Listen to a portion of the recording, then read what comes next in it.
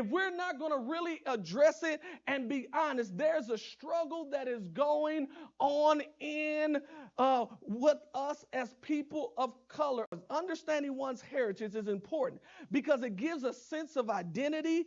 It gives a sense of understanding one's past, which affects behavior and self-perception.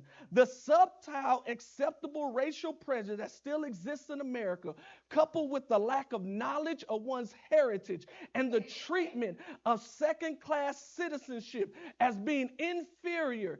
Character change is described as purposeful, calculated effort based on new information, whether historical or contemporary. So my argument is the number one issue with people of color is we don't know who we are.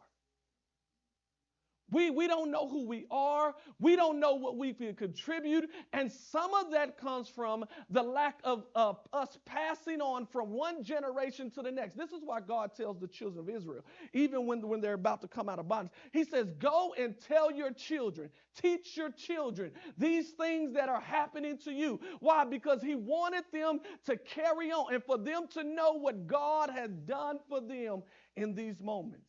And in many cases, in the African American, we talk less and less about our history.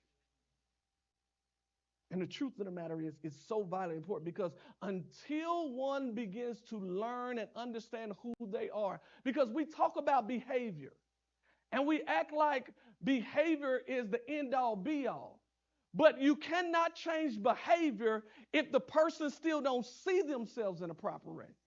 The reason why they're acting the way they're acting is because they see themselves in a particular light, either things that have been said to them or how they've been treated. And so because they've been treated a certain way, they think they're a certain way, which impacts how they behave.